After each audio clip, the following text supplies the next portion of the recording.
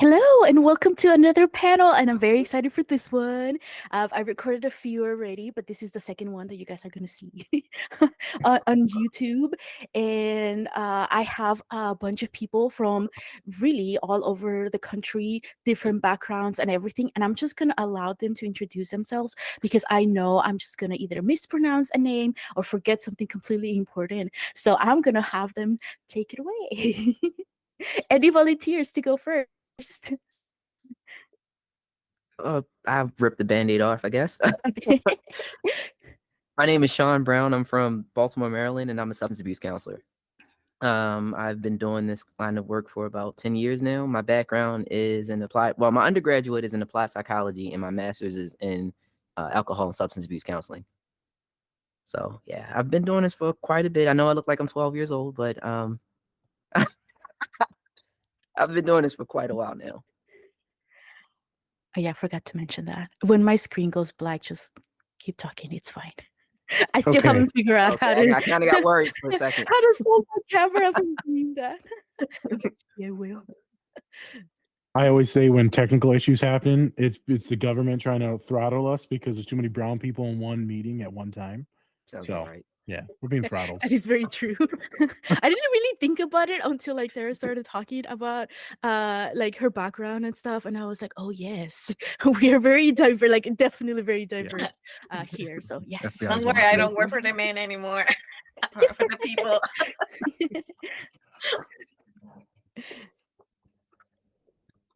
I guess I'll go. So I am Lucia Cheng.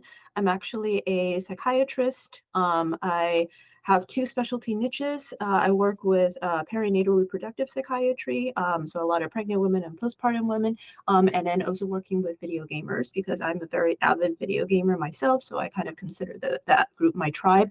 I'm in private practice. I do telehealth only. I'm licensed in 11 states, so I kind of get to see people. I'm in every time zone in the U.S. except for Hawaii.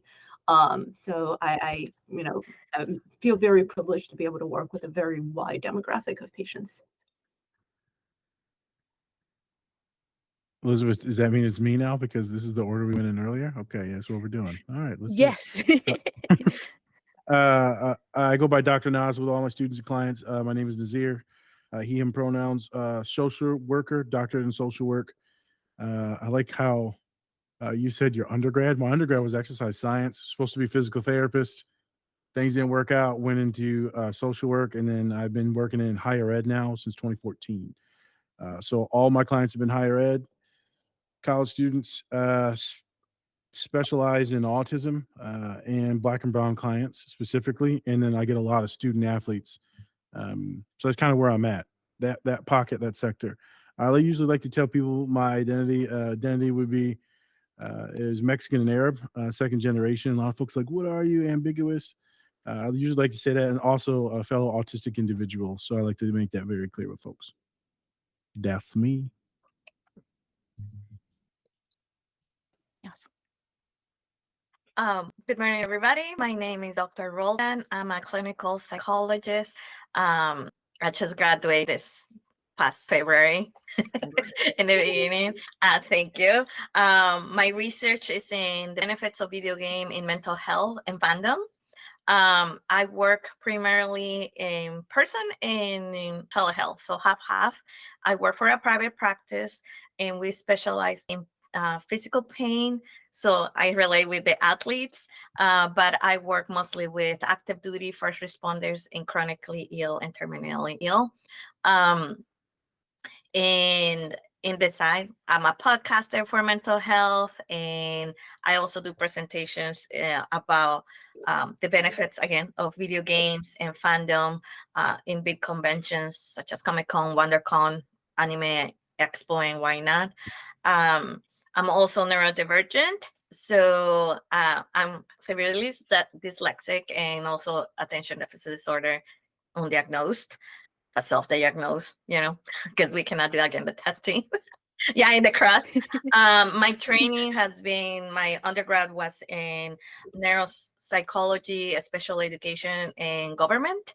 And my master's degree, it was in homeland security, psychology of rescue.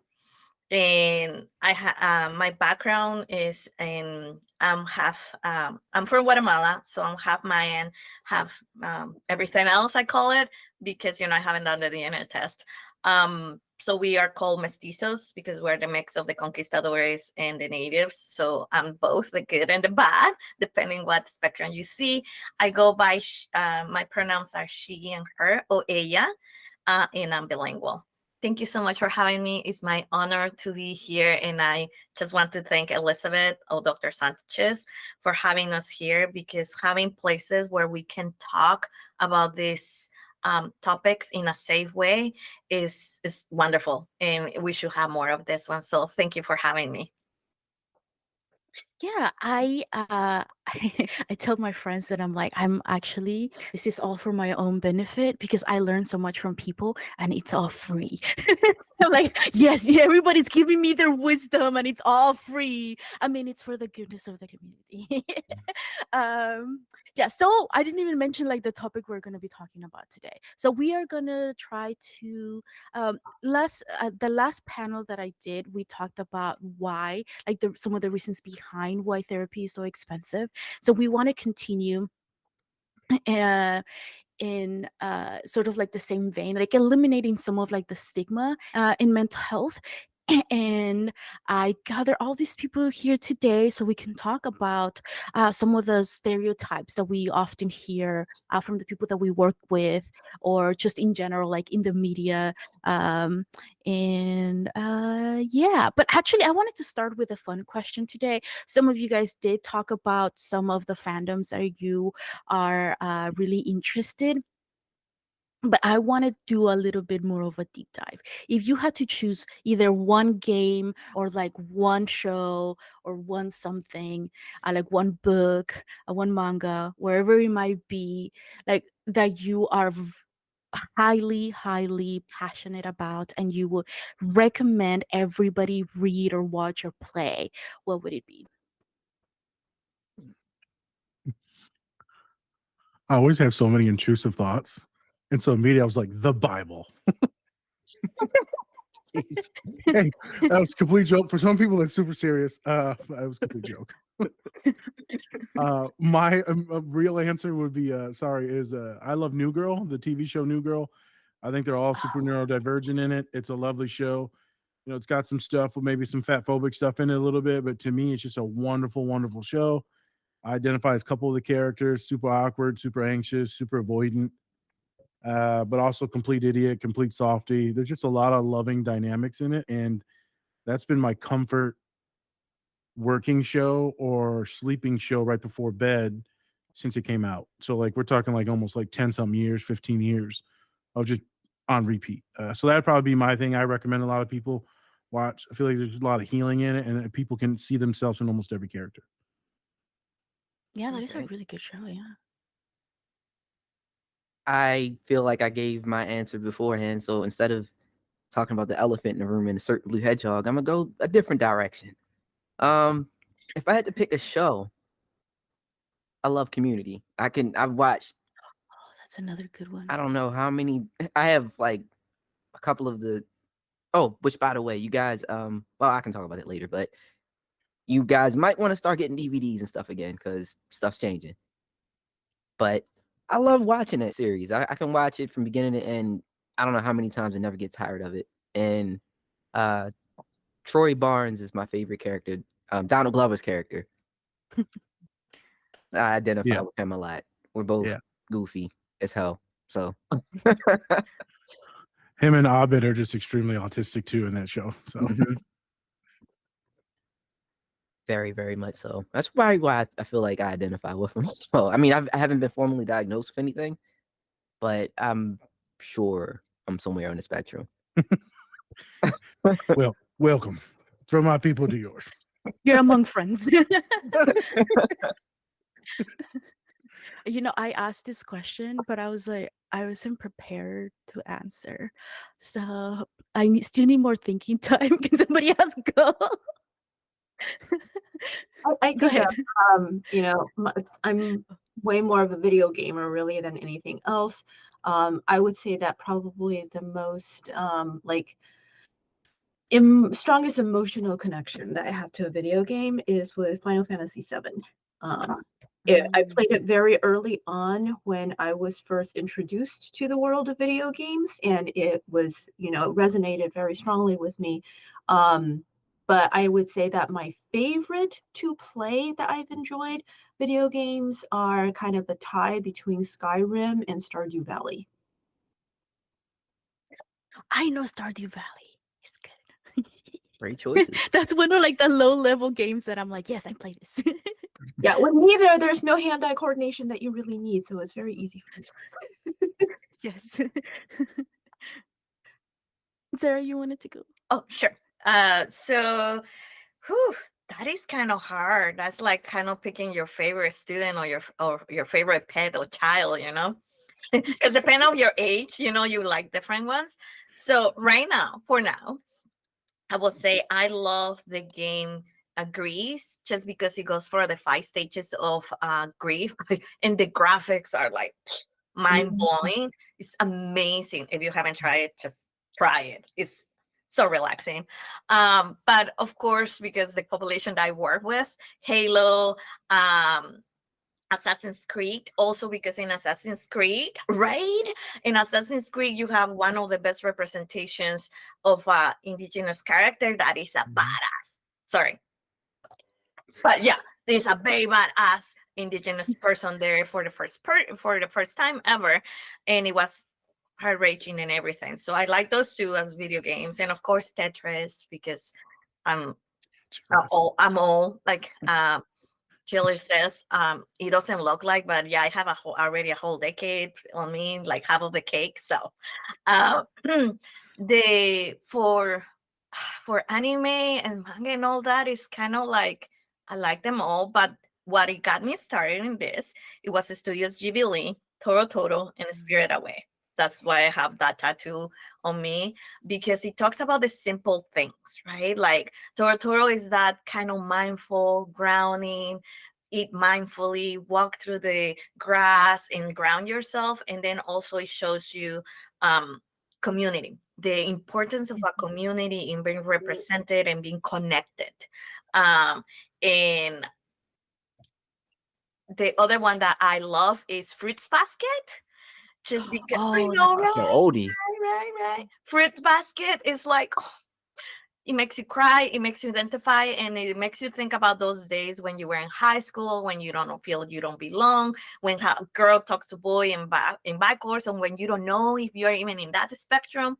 So I love Fruit Basket, even the revamp of it. And then finally, I will say the Train to Busan piece of art. If you like apocalyptic but kind of heart-wrenching, if you haven't watched it, it's a Korean movie / drama, and it talks about zombies. That's because my other career. It talks about zombies, the apocalypse, and you think it's gonna talk about that, but the whole story is not about that. It's about interaction between family. So it was like, okay, I'm terrified about the zombies coming and eat me, but I just want to know what happens to it, right? So it's like those are my main to go to when I go to it. But like I will say the one, and this one only half of the nation, half of the population doesn't know about it unless you're Italian or Central America. Is Candy Candy. It's an anime from the 70s about that's what saying nobody knows about it. It's kind of those kind of gems out there, and it's a whole controversy of like owns the boys versus the character from the 70s, and leave it to Latin America to say, we don't care. We're gonna just put it out there to the world anywhere. So that was my first exposure to anime and what I fall in love of drama, if you will.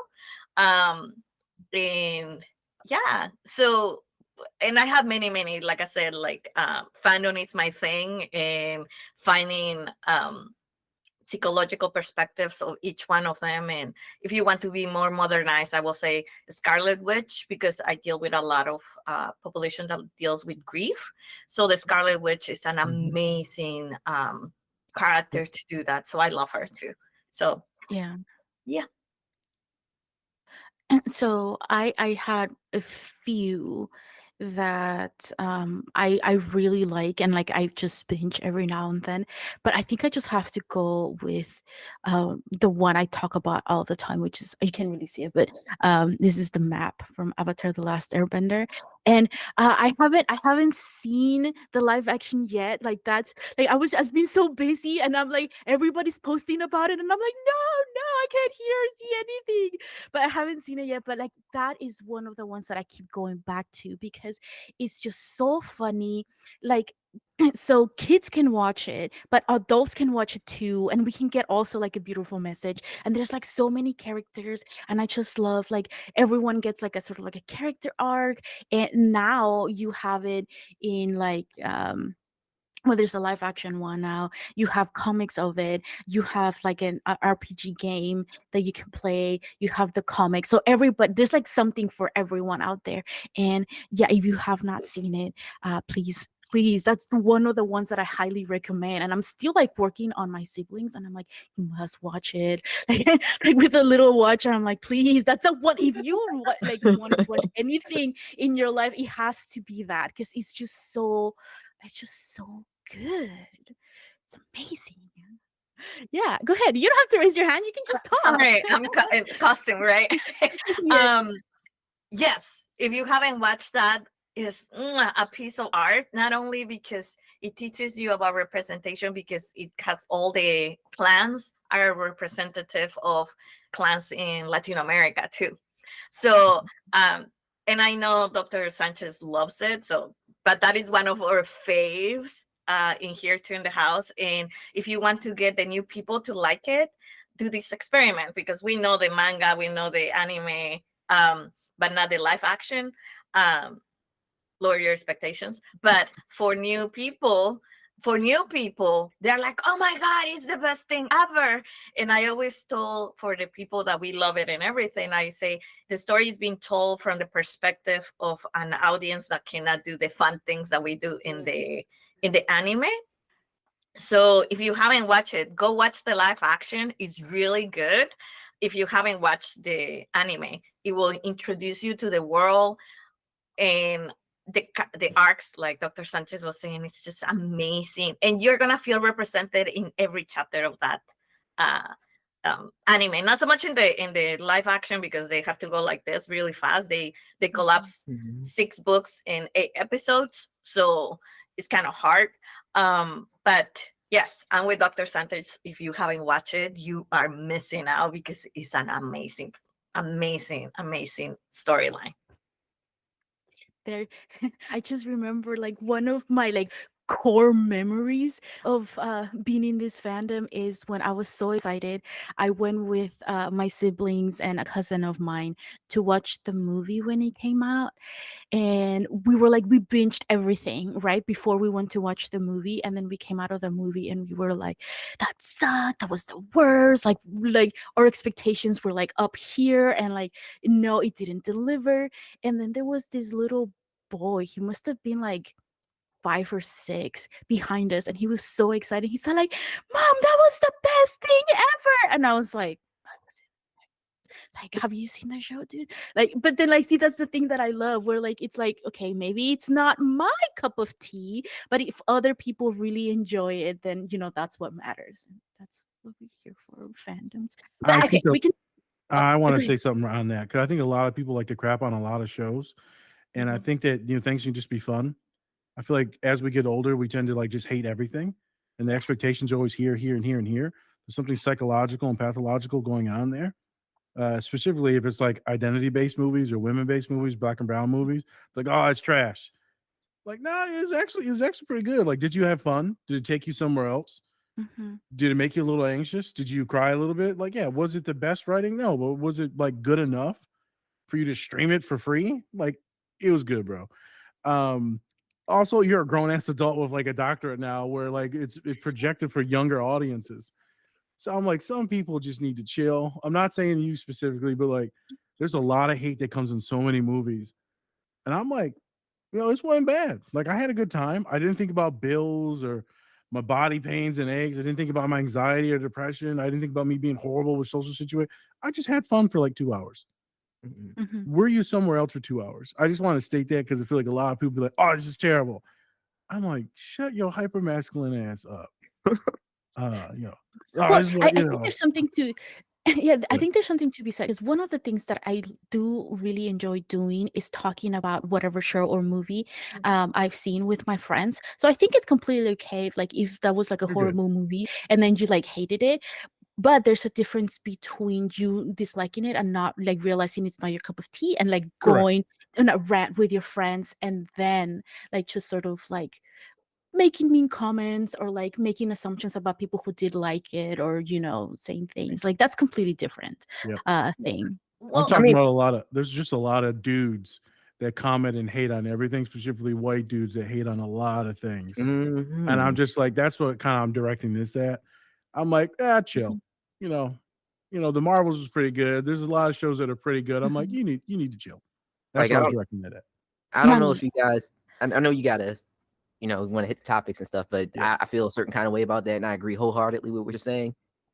Recently, Pablo Pascal was casted as Reed Richards in the MCU Fantastic Four movie, and people are like, really? They're just doing this because they need a minority, and it's like, or he's a really good actor. Yes. Like, not only is he, because like I think ABC or I forgot, it was some kind of document saying that they have to have like some kind of minority character in there, some kind of clause they have.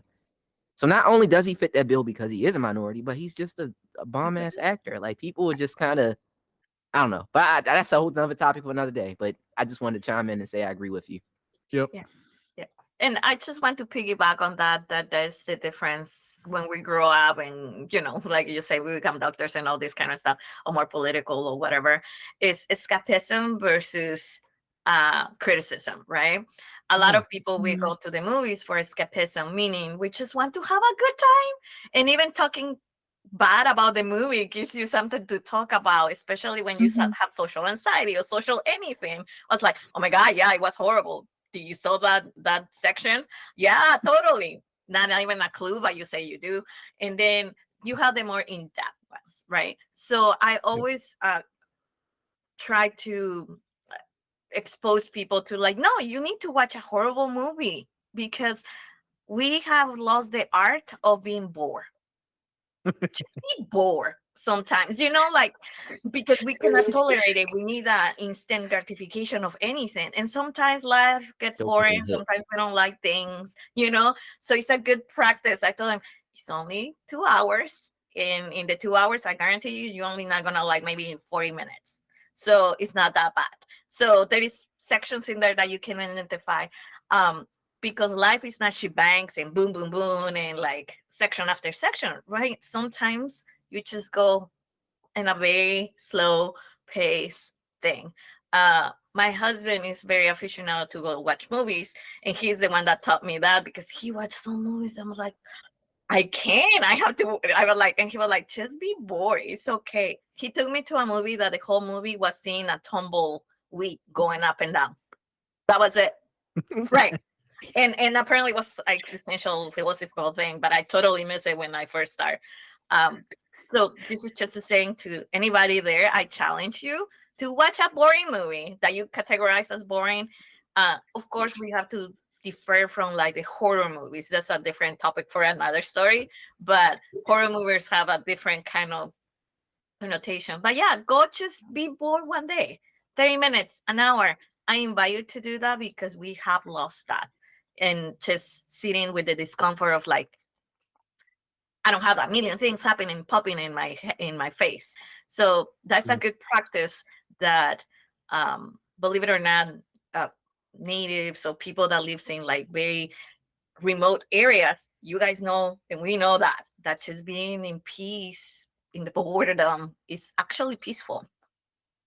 Yeah, it made me because you mentioned My Neighbor Totoro earlier, and I rewatched watched it like a few months ago. And I was talking to someone about it. I think it was one of my friends, and then they were like, "Oh, I didn't like it. It was really boring." And I was like, "Excuse me? Like, what do you mean it was boring?" And I was like, "But there's so much to it, like the mom and the little girl and the siblings and like all these things." And I was like, "But yeah, but like and nowadays we are used to, especially with like all the superhero movies that we have been lucky enough to have, right? And a lot of them were very good, but they're very action packed. There is very like there's a lot of things happening. So just having like that's one of the things that I love about anime, because something like it could be like the weirdest thing happening that like you just completely have to cancel like your your belief in like normal things or physics or whatever it might be, or like how anything works. But then they have that one scene where they're just like walking to school and you see like a beautiful like background, or like they just like it's a shot of like the houses, and I was like, yeah, I love that. Like it just like almost everything that I watch, they have like the one shot where it's like very calm, very like let me reset yourself because something else is coming up, and like you just like had all these emotions, like let's bring it down a little bit. But it's we have been talking about like fandoms and like things that we love for quite a while, but I think it's in a way it's very similar, because all of this sort of like prejudices or like horrible things that we hear about fandoms or whatever, it kind of like very similar to what we hear in mental health as well, right? So a lot of the very similar things of um like well, there's no representation. I don't want to go to therapy because nobody looks like me, nobody speaks my language, or like I can't relate to people, or like there's the and like also media is a big way where most people get like a glimpse of what therapy is like, Yep. and most of the time it is not a very good representation at all. So that sort of also contributes. But so I wanted to talk a little bit more about some of the reasons why people might not reach out, because as we were introducing was everybody was sort of introducing themselves, um, we heard a little bit about like where you work, which is this is I want to say I totally planned this, but not really. But I totally did. So, yeah, like I want to hear a little bit about like some of the reasons that that you hear from the people that you work with of why they took so long to to reach out, or um, yeah, or like why some of their family members are still not willing to reach out. Hmm. I guess I'm probably. I mean, I have, like I said earlier, I have brushes with mental health. I primarily focus on substance abuse, but to tell where one problem begins and one ends, it's kind of like it's really convoluted. Like it's Mhm. really hard to Yep. say, was this exacerbated because this person's poor mental health, or was it the drugs? Like it's really Mhm. hard. But I think the biggest three in my line of work, because I work in the inner city, would be poverty, um, social stigmas, and let's see. Well, I guess that would still go under poverty, but resources, like the lack of resources. People don't really understand. Like you would honestly think that in the year 2024, everyone would have homes equipped with internet. And Mm. yeah, like in certain places in the United States, they still use dial-up. It's just kind of one of those things where like resources aren't really available. Like a lot of the inner city schools, they're using books from when Ronald Reagan was in office, if they even still Mhm. use textbooks. Like it's just the disparity between the resources that some of the counties might have versus some of the inner cities. Like it's night and day. Um, so yeah, like those three would be the biggest. And also being a minority myself, we don't really. There's a lot of mistrust when it comes to authority figures or even like people in the helping field. A lot of times we don't necessarily trust too many people when it comes to getting outside help. Our issues are our issues, and we have to keep our stuff in our house, and we don't talk about that kind of stuff in You know, it's just like that. Like we minorities, we oftentimes have a hard time trusting individuals in those kind of positions of power because we're so used to getting screwed over. I was just talking to someone the other day about Henrietta Lacks because I'm a Baltimore native. You guys familiar with Henrietta Lacks? Okay, so John Hopkins. What about John Hopkins? You guys familiar with John Hopkins? John Hopkins is a pretty big deal in the medical field. Yep. John Hopkins got a lot of their and the reason why they're leading in the country is because a lot of the research and stuff that they found. Long story short, Henrietta Lacks was a woman, African American woman who lives here in Baltimore. Well, lived here in Baltimore, and she got some kind of blood work or something like that done. And because of her the findings that they found with her blood and the characteristics of her blood and stuff, they were able to create a lot of different vaccines and different things like that. And I think Oprah Winfrey made a movie or something about it a while back recently. And you know, for years, I want to say within the past maybe 5 to 10 years, they are just kind of giving her credit and giving her family compensation for all of the stuff that they did. Like it's terrible. Like a lot of times, especially where I work, a lot of times people tell me like I don't trust the police, I don't trust doctors, and I don't trust you because I've had counselors and they stay for a little bit, get however many hours they need, and then they're on to the next thing. Yep. Why am I going to spill my guts out to you and you're going to leave? You know, it's a lot of that. I feel like I talk too much, but those are my No, three it's things. great. And I actually wanted to like go back to I said no, I don't know who that is, but as you were talking about the story, and I was like, wait, I just don't remember the name, but yes, I know who that is because I watched a YouTube video. That's where I get all my information nowadays. But like, yeah, there is this amazing, I can't remember who made it, but this amazing video where they discuss about how like it was for years and they didn't tell her like what they were doing or like anything, like how she was helping people with what she was doing. And it's an amazing story, and it really does like highlight like, or like it gives you sort of like an understanding of why people don't reach out, because if this is like, and it wasn't like that long ago, right, that this is happening or that this happened. So yeah, it can be really difficult for people to be, when you hear I think a lot of our communities are very much sort of like wanting to support each other, and like because in the past like we only had each other, right, to like for protection or support or whatever it is that we needed, we have only had each other. And then so that makes it really hard to like reach out to other people or like, you know, move outside of like your own circle, because you don't really fit in anywhere else. And you know, anyway, there's a lot of things, but one of the things that I've started seeing quite recently too is sometimes as professionals, we don't spend enough time in our communities. Like you were saying, like I I grew up in a very, very rural area in California. And I remember this happened, like just in schools in general, like not even talking about the mental health field, but we had a lot of teachers, like brand new teachers just graduated, coming to a school, get 2 or 3 years of like experience, and then they left for better schools.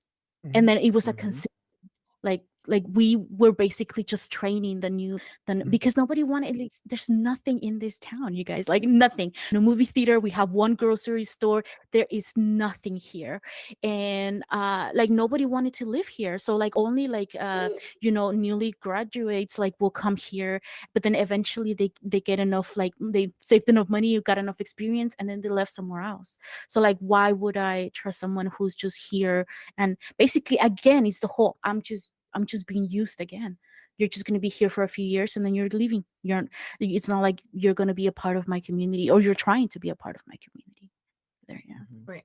And just to piggy on that is also for my people in Guatemala, we got syphilis experiments done on us. We got the Tuskegee experiment. If you haven't read about those, go read that. Also in our communities, law enforcement is the bad guys. It's not the good guys. And we have been trained since little to not trust the Caucasian or whoever is in power for that reason. And you have to remember that we are representation of power struggle with our people too. When I one of the things that they barely touch when we go in any graduated training programs is that they don't teach you the circles that evolve for any immigrant or any brown person or any person that is marginalized, right?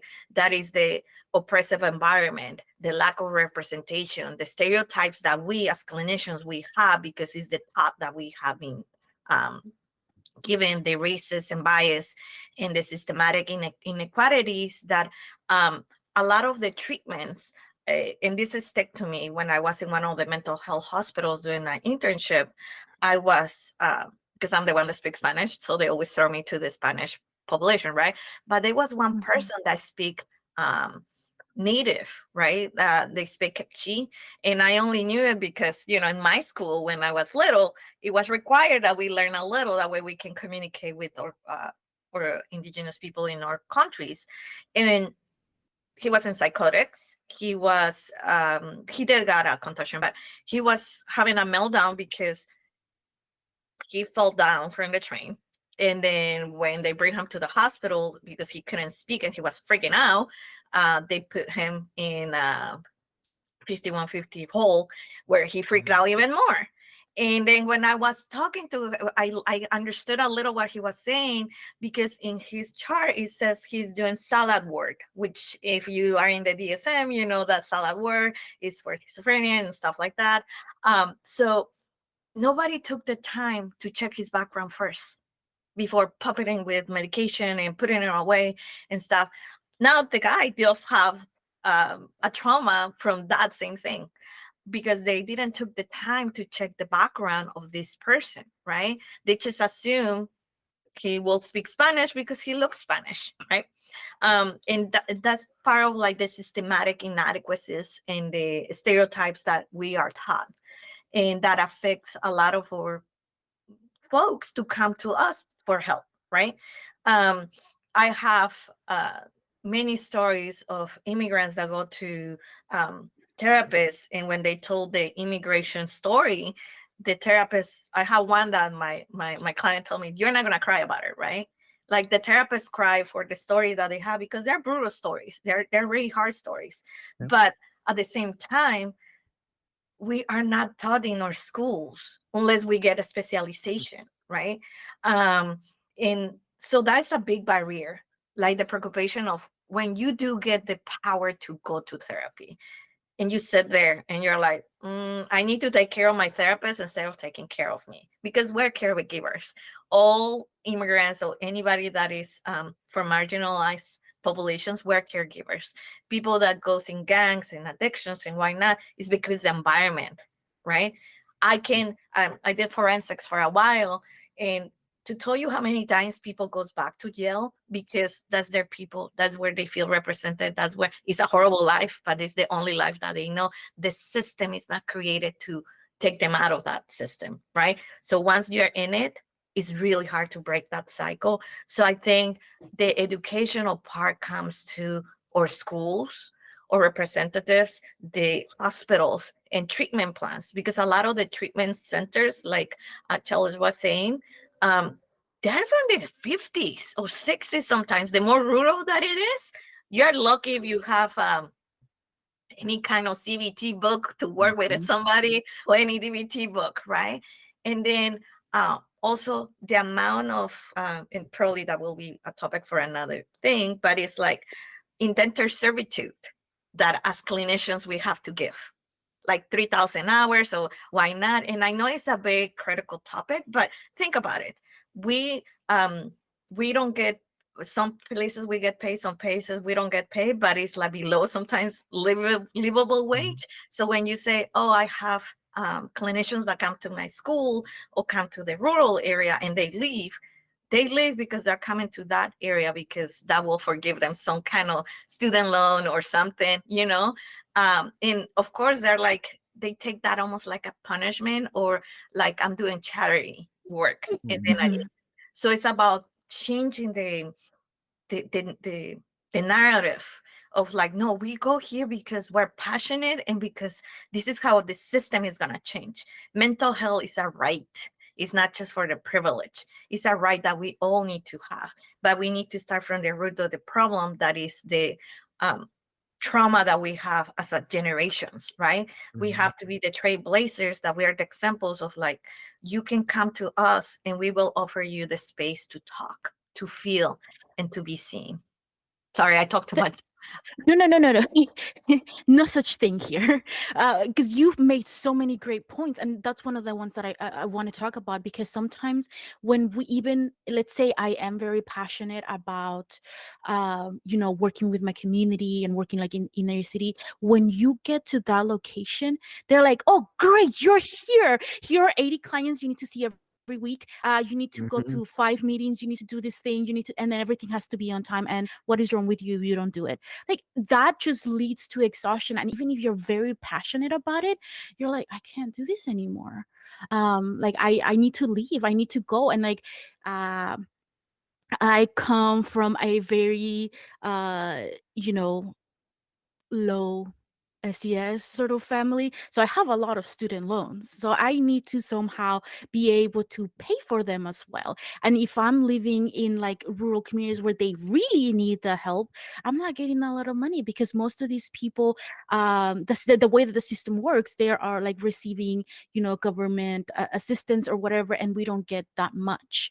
So I need to go somewhere where I'm getting paid more. I'm treated better, not only for like, my financial situation, but also for my own mental health. So that like also complicates things as well. Like on our side, not only for the clients, and also for the clients, because you're like all burnt out, like seeing so many people and hearing like these, very traumatic stories. It's a very emotional sort of like field, and we need to take care of ourselves, because otherwise we're not able to give like our best to who we're working with. And then they're like, oh, well, they weren't paying attention, or like they were zoning out. Like, why would I go and ask for help when they're just like snapping at me, or like they're making me wait for so long? And like in the area where I live, we don't have enough clinicians in general. And then so you reach out because you are really going through something and you need help. You reach out and it's a wait list of a couple of months, if they take the insurance that you have. Otherwise, you need to pay out of pocket. And a lot of people here are like, there's no way I can afford 100+ therapy session. That may not work. Yeah. Speaking from the more with a medical background, you know, the people say, well, they should be able to access the physicians, when they need to. And, medical students, they don't go into medical school thinking, I want to get out of this career as soon as possible. They go into medical school because it's 4 years of, postgraduate training plus, 4 to 7 years of training, making minimum wage, because we're working about 80 hours and only getting paid for about 40 of them. The sleepless nights, 36-hour calls, giving up weekends, all that. By the time that we are actually out there, actually practicing and seeing patients, we're so overwhelmed, we're so burned out, we have a ton of student debt that we have to pay off. Having to fight with insurance companies and fight with documentation requirements. I mean, there's sometimes we spend hours after we see patients finishing our notes, because it has to be written in a particular way in order for that facility to actually be able to bill Medicare or Medicaid or the insurance company and actually get paid. I have colleagues that are regularly, they end their clinic day at like 3, 4, 5 p.m. and they're in front of the computer trying to finish their notes, calling pharmacies, calling insurance, trying to get prior authorizations done, until like 10, 11 p.m. at night. That's not a sustainable lifestyle for a lot of physicians, and that's why we're averaging about 1 physician suicide a day for the past couple of years. We're losing them really, really fast. A lot of physicians are just like, we need to get out. There was a recent study by the American Medical Association survey that was done, saying that 20-30% of physicians practicing right now are planning to leave medicine altogether within the next several years. And so you've got that shortage, which means that the people who do stay get even more burnt out, because then they have to come and take care of all these other patients. And we don't have the time to be able to devote to doing a comprehensive records evaluation for every single patient. So we miss details, and then that comes back, and it's just kind of this spiraling out of control bad system, because there's so many aspects of the system that are not well designed. Absolutely. Not to I just want to chime in with you guys, what both of you guys said previously. I used to work in Medicaid assisted treatment, methadone maintenance, and I did that for about 7 years. And you're absolutely right. Like, you get in, that was my first career job, and out the gate, I was assigned 50 people starting. 50 people. My caseload was 50 people. I'm still learning how to use the tools and the system and all that other stuff. Like, they just threw me in there and was like, "Yep, 50 people, you're responsible." And then they micromanage you. It's a lot. It's a lot that they, like, you don't really. And I'm glad. This is why I like doing this kind of stuff, because, like, I can talk to this. I could talk to a regular person about this, and they would have no idea what I'm talking about. But behind the scenes is very, very stressful. People are like, "Oh, well, you just sit behind a desk all day. Like, what are you stressed out about?" Like, no, I don't. I talk to people for a living. I don't want to talk to people after I get off work. No. I don't want to talk to people. I hate people. Not really, but yeah, a little bit. I hate people sometimes. So I just wanted to kind of say that. I didn't want to take too much time, but yeah, like, you're absolutely right. I didn't even think to make that connection. No, and I think I wanted to point something out because I worked at a crisis house for one of my internships. And one of the things that I would hear consistently, that I was like, I don't know how I feel about this, because I was still relatively new to doing therapy, and especially like with substance abuse.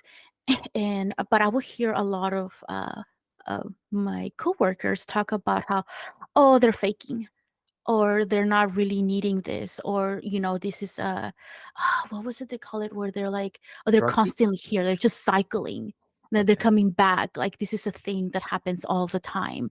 So because I think maybe partially because we're so burnt out or whatever, we as mental health providers, um, sometimes we do develop those biases of like, oh, I seen a couple of people who are here only for like to get medications or whatever, and they're just gonna sell them, or uh, this person like is in and out of the hospital all the time. They're like they can't get better, or they're not gonna get better, so we're not really gonna like dedicate as much effort to that person or much energy, because we're gonna see them in like a week or two, once again. So I think that that's a very common thing as well. Or like, let me hear from you, because I only had that 1 year of experience. You will know more about that. Yeah, you're absolutely right, man. It's terrible. Like, people in this line of work, once you get to that point where you're burned out, like, you just have to be honest with yourself and realize that you're not helping. Like, you're kind of adding True. to the problem if you have that attitude, or they're just here again, drug seeking. I remember I went to the hospital with someone and we're waiting in triage, and you could hear it in the earshot. Like, I know if I heard it, the person that they were talking about definitely heard it. But they were like, "Oh, he's just here," like, sharing personal, intimate stuff about this person. He's here, he's drug seeking. There's nothing really wrong with this person.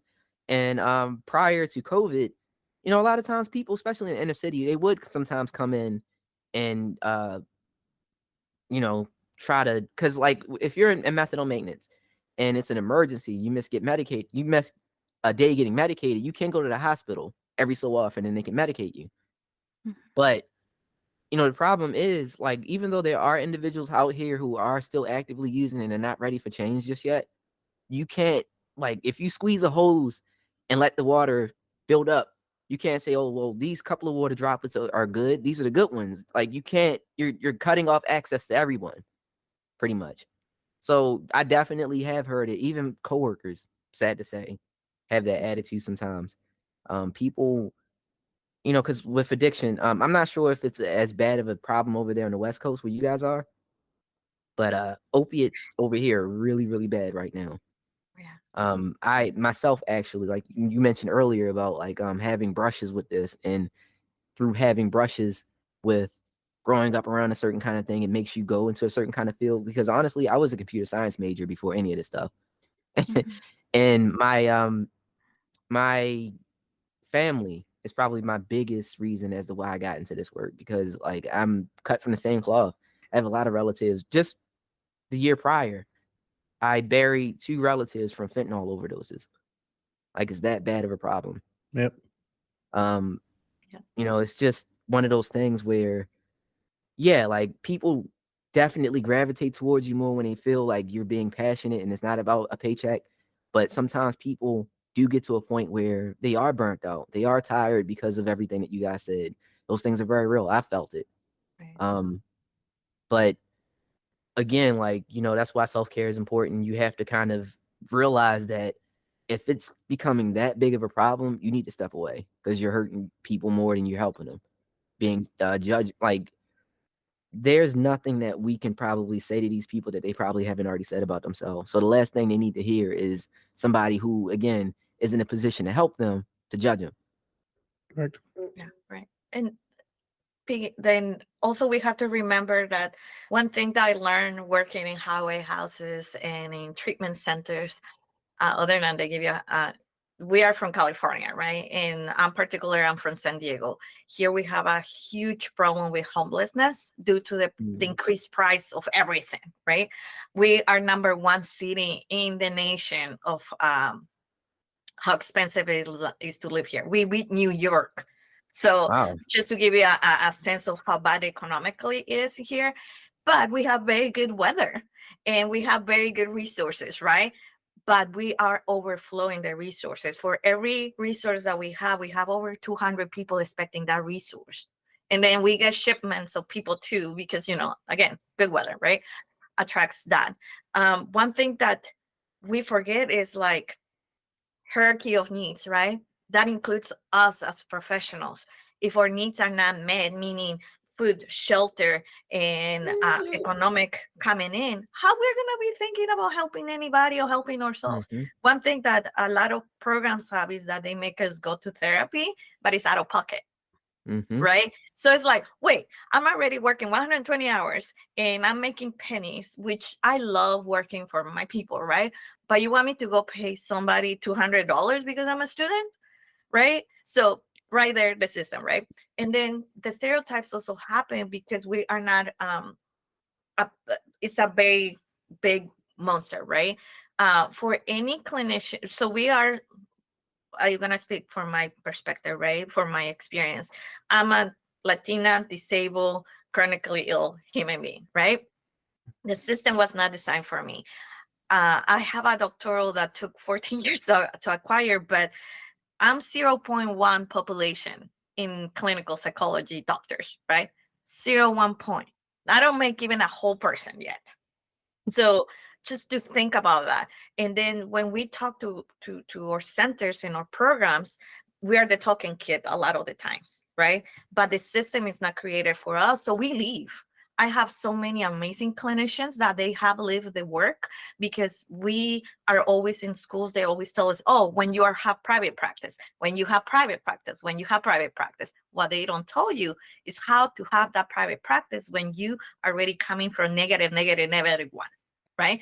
So I say this because we have to see this is a huge problem, right? For even the clients, because a lot of us, we have become in these careers either because, like you say, we were a client, we have somebody in our family, or we see the systematic corrosion of our populations and we want to help.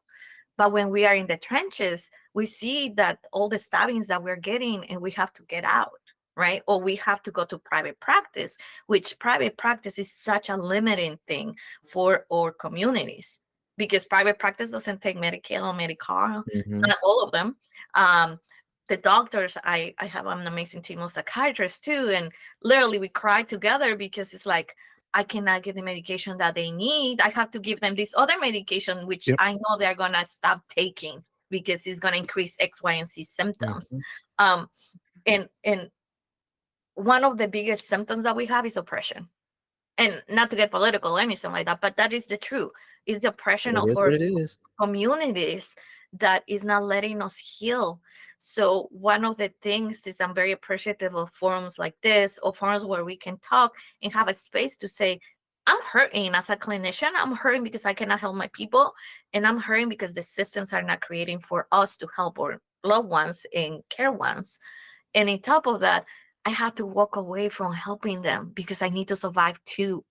Mhm. So that trauma that creates in clinicians, and I'm with Dr. Cheng, and what they were saying that people doesn't know nurses, doctors, and clinical and therapists and social workers, especially social workers. The paperwork that you guys have to do, take my hat to you. But they have the highest rate of suicide, addiction, divorce, Mhm. and domestic violence.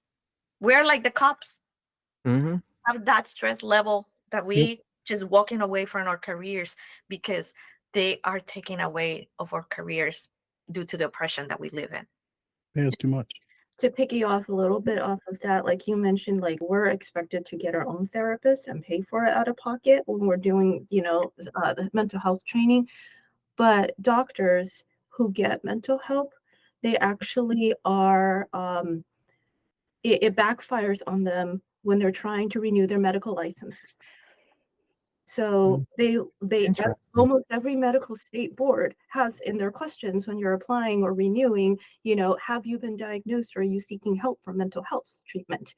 And so that it's even more than a stigma. It's this could jeopardize my ability to work and get my license renewed or apply for a new license if I get mental health treatment.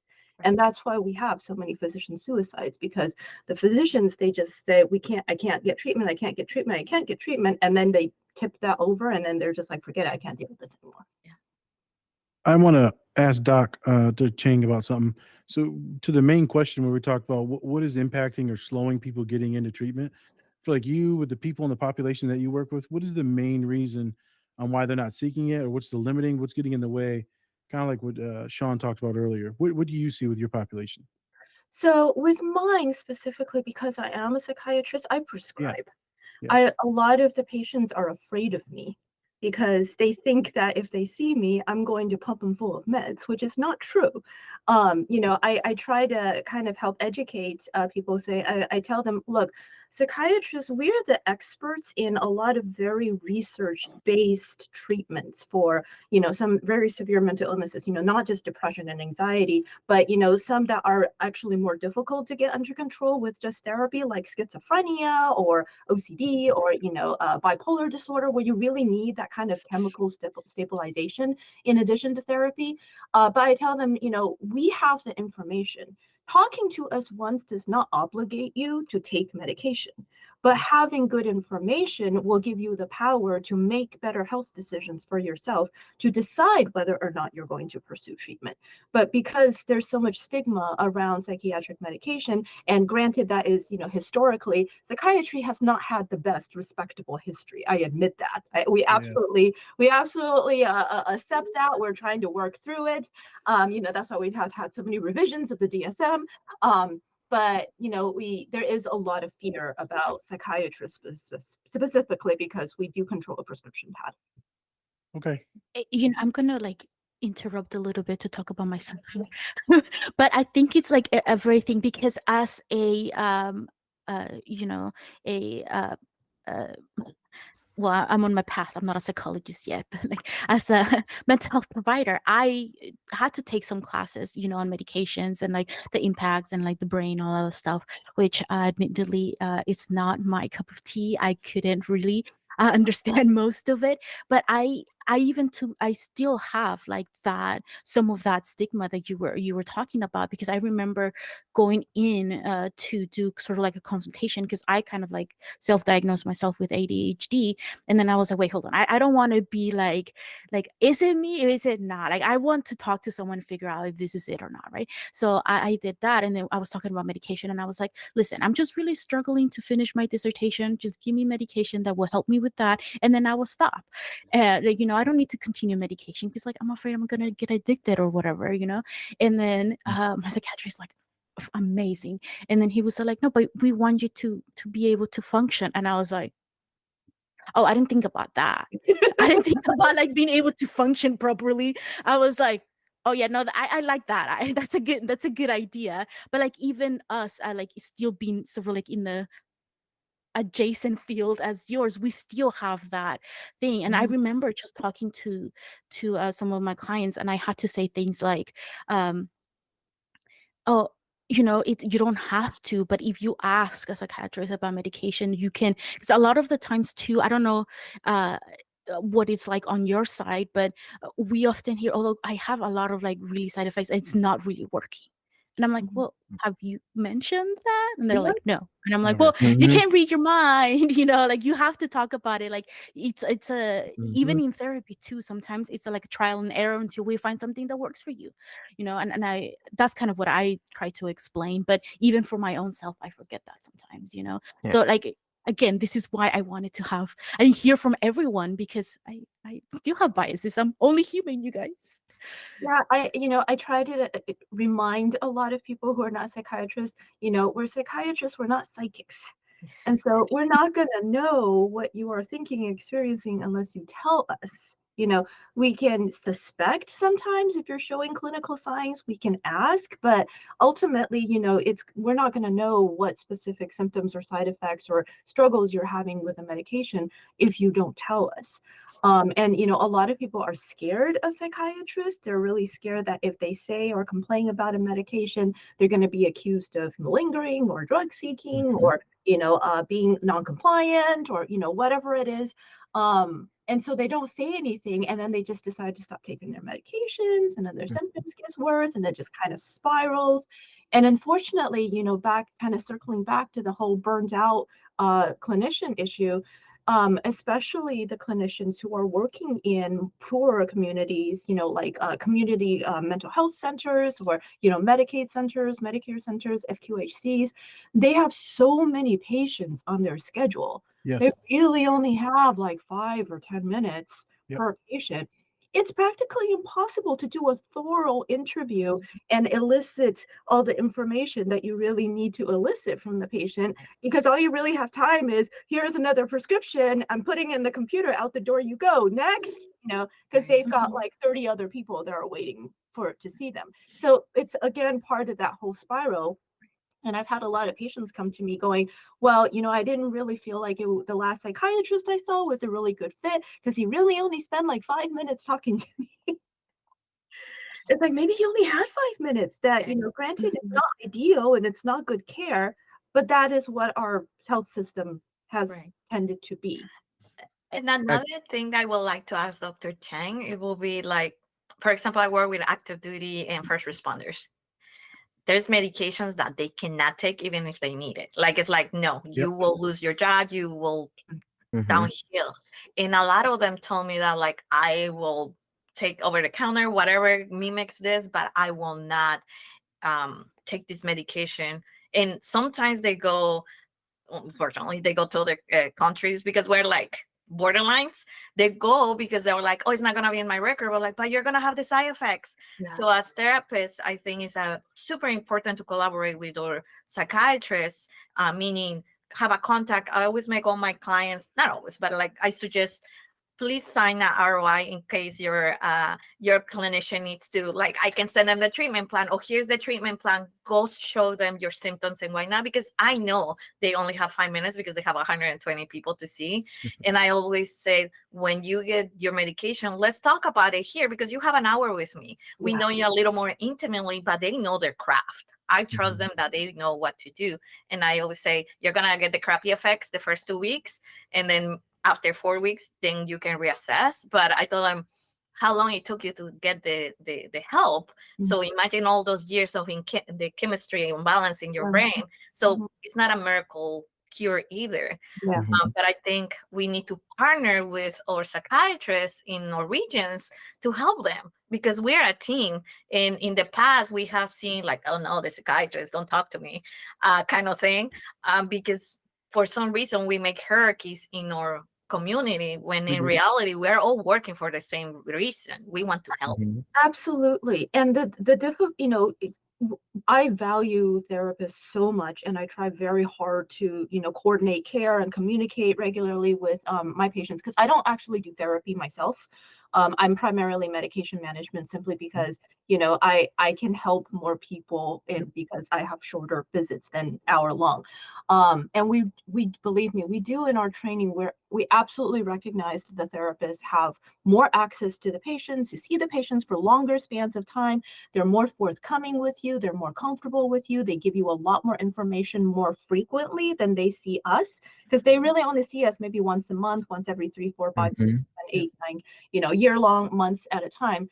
But so many of us just don't have that time, because once again, you've got the psychiatrists who've got like 30 patients scheduled. Where are you going to find the time to pick up the phone and call the therapist or talk to them? Because they're already, those people who've got like, you know, 30, 40 patients that they have to see every day, they're the ones who are also staying in front of their computers until 10, 11 p.m. trying to finish all the notes. Yeah. I got a question for you, Dr. Cheng. So on my, and thank you. Like a lot of times when I work with psychiatrists and stuff like that, my experiences in some cases weren't very good. It's either the individuals that's burnt out, or the individuals like, well, I gotta get out of here. Like they just kind of, it's never in between. And it's nice to see someone who actually is compassionate and like, you know, you're bringing up legitimate concerns. Like, no, I want to help. It's just that I don't have enough time. But my question to you, and this again goes back to a barrier treatment. A lot of times in my experience, people don't like feeling how they feel. They don't want to have some of these positive symptoms, like with schizophrenia or hearing auditory or seeing visual hallucinations and different things like that. And a lot of times they'll self-medicate. And they'll do different things. And they're like, well, why go talk to someone? And that's a big concern with me is a lot of times people coming in, I can't begin to talk to them about drugs until their mental health is stable. Yep. So a lot of times that's my first goal, is to try to get them some kind of wraparound care with getting a therapist, a psychiatrist, whatever they might need. So that way I can do my job. Yeah. But my biggest question for you is like, how do you alleviate that? Because I on my end, I try to tell people like, look, I'm gonna be straight with you. You're not gonna see the results for maybe like a month when you start taking these medications. And you know, I have to let them know out the gate that like you're going to have to like ride it out. And a lot of times people, like, again, they want that instant dopamine. They want that, I want to feel better now. And like that's not how things work. And that's why a lot of people in my line of work chase. They know, okay, well, I know that this is gonna make me feel better in the moment. How do you get over that hurdle when it comes to trying to help people? Because you know, a lot of times people want that instant microwave, I want my problems fixed now type of solution. Wait, I want to piggyback on that because like you mentioned, like sometimes you don't see the effects until like a month, but sometimes when they start seeing them, they stop taking the medications because now they feel better. Like, so those two questions, if you could answer, that would be great. Thank you. So, you know, and this is why I'm in private practice, because when I'm in private practice, I burned out from working in an inpatient facility. And so I decided I was either leaving medicine or I was doing private practice because I really couldn't deal with admins telling me how to do my job anymore. And being in private practice, I have the luxury of spending more time with my patients, which means I get to communicate more with them, which means I get to explain stuff like in detail, you know, and take the time to do it so that they understand it. And so what I do explain to them, you know, across the board, you know, a lot of times detox is very uncomfortable, or, you know, they're severely depressed or having hallucinations. They're expecting things to get better right away. Some meds can work faster than others, but I do explain to them, you know, for certain medications, that you do have to be patient with it. You did not develop this issue overnight. It's not going to fix itself overnight. You know, it's going to take time for the brain chemistry to kind of refine itself. Now, all I can do in the meantime, there are maybe other meds that we can put you on to temporarily alleviate some of the more uncomfortable symptoms of going through this process. You know, like with antidepressants, sometimes the first few weeks people get a lot more anxious or they can't sleep as well. I would say, there are temporary mild meds that we can put you on that can help decrease some of that anxiety or help with the sleep or whatever it needs until the med starts to kick in and you're feeling better. But can I fix this process for you overnight? No, I can't. I'm not God. I'm not a miracle worker. I can only give you information and help you with how these meds work biochemically. You can't fight biochemistry. Yeah. As for the patients who they get better and they stop their medications, I actually warn them about this when I first start them on a medication. I spend like 15, 20 minutes in a visit with a new patient just going over medication effects, side effects, expectations, and stuff like that, which is the wonderful thing about private practice. And I do warn them, look, when you start to feel better, you may feel so well that you start thinking you don't need this medication. Okay, but you need to remember that, again, you did not end up with all these symptoms overnight. It's going to take time for your brain to learn how to maintain a proper chemistry so that it has a better chance of being able to maintain that stability if you ever decide to come off medication, which means you really need to give it more time. You need to stay on the medication. I expect to see a certain period of stability, like rock solid, stable. Okay. And then I'm happy to work with you to talk about possibly going lower or getting off your medications. And, but there are some diagnoses where it's like schizophrenia, where I tell them, look, it's like, type 1 diabetes. You need insulin. If you're type 1, you need this medication to stay stable. And, this is something, I'm sorry, you're going to have to accept, but we can try to pick a medication for you where you're going to have minimal side effects, and you're going to be able to tolerate and sustain that comfortably. The conversation with my students, I'm like, so kid, and I'm very outside the box and like inappropriate. I don't center any of my therapy around whiteness at all. Me too. And I'm like, so look, kid, you're crazy. They look at you. I said, you got a lot of shit, and being on this for 2 months, 6 months. I mean, you're gonna be on this medicine maybe until the end of school or your PhD. I said, there's not a big deal. You got to get your neurochemistry in the right thing. Like therapy talking to me is only going to help you so much. I can't stop the obsessive thinking and the compulsions. I can't stop the delusions. Like we need extra additive, the picking and the scratching, the going and checking your research, driving drunk to go check your research. Like, no. So we need to be stable. And I'll joke around with that and be humorous because that automatically starts to destigmatize it because I know that they already think that they're crazy. And so that's why I try to make things a little light. And I'll be like, I know you want to quit. I know you feeling good, huh? So you about to quit your meds? I'm not going to quit my meds. Oh, okay. I know you about to quit your meds, though. Uh-huh. Bipolar ass. And I'm swear to God, I am just like this. It helps.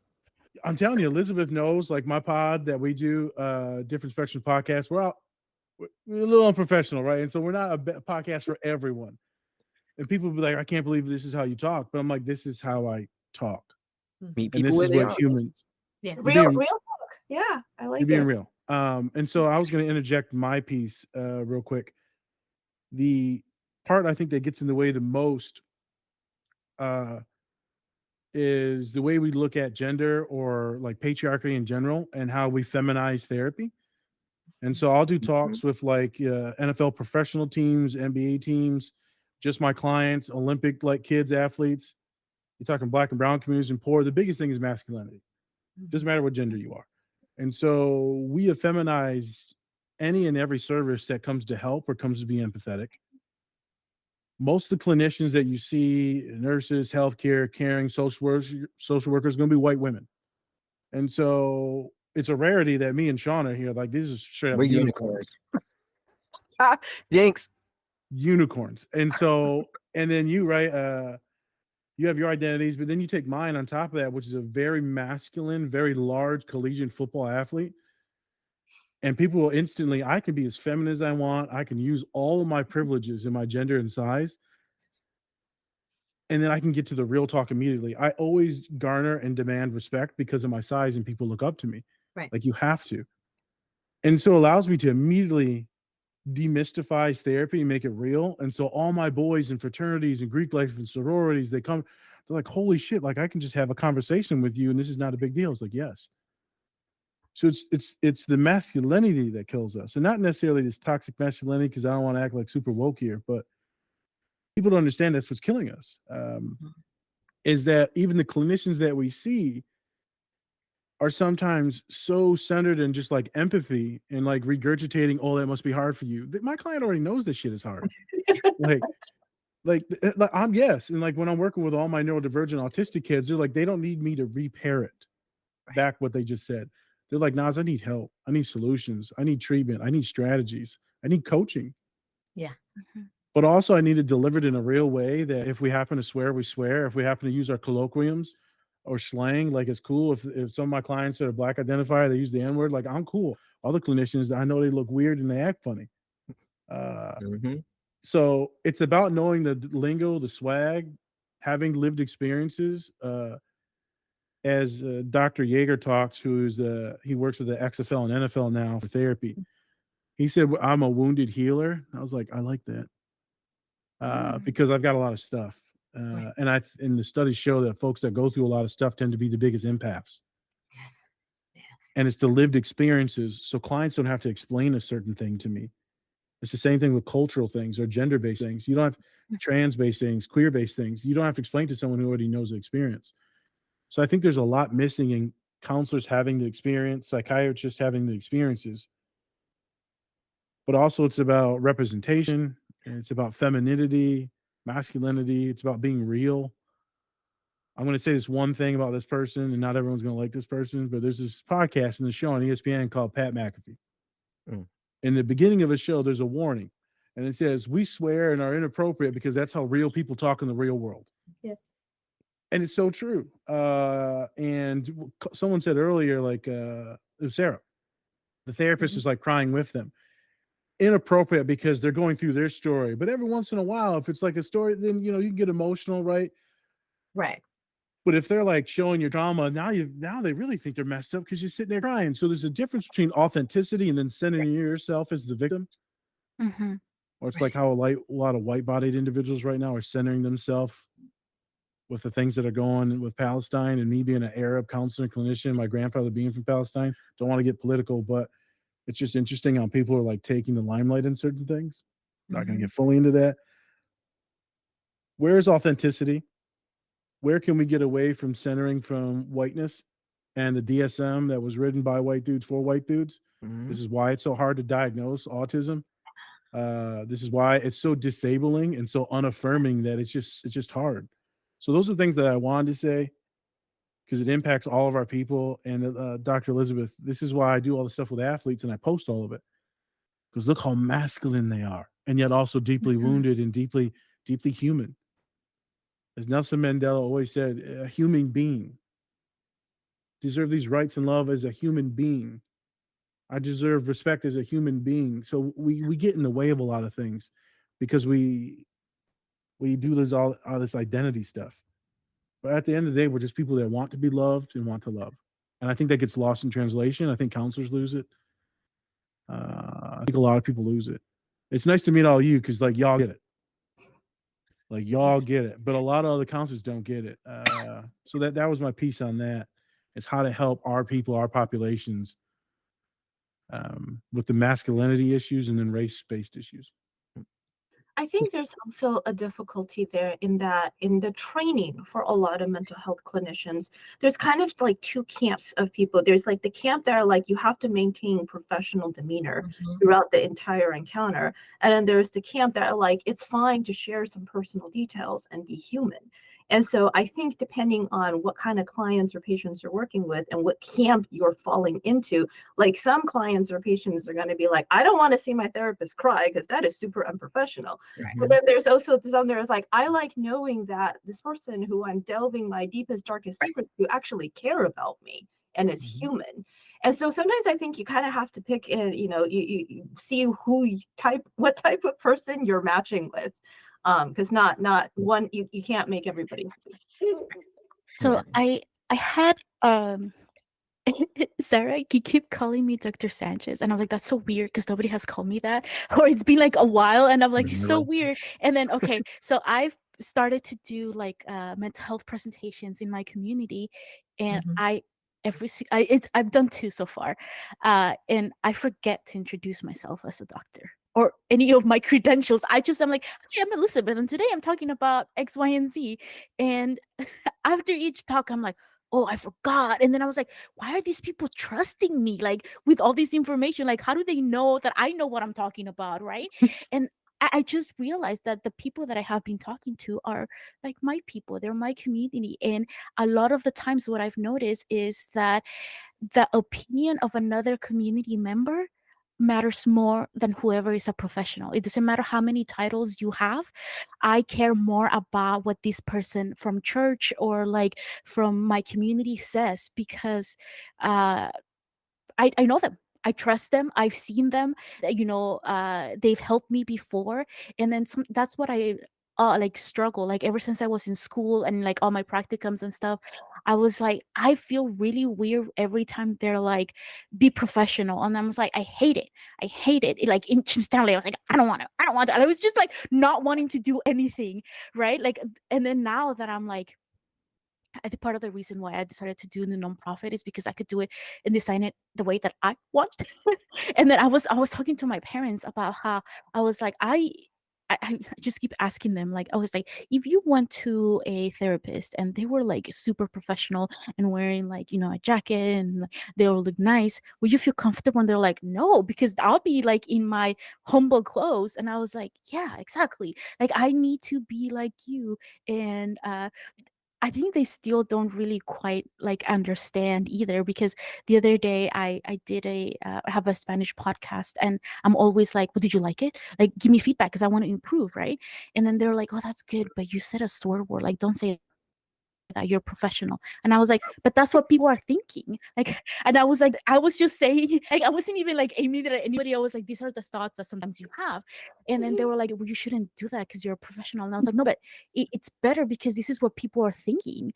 And they're like, oh yeah, like I can relate better to you. And I'm like, sometimes I do swear. And like, and then I have people that either come do the panels or they're talking to me and they like accidentally swear and then they're like, oh, I'm so sorry.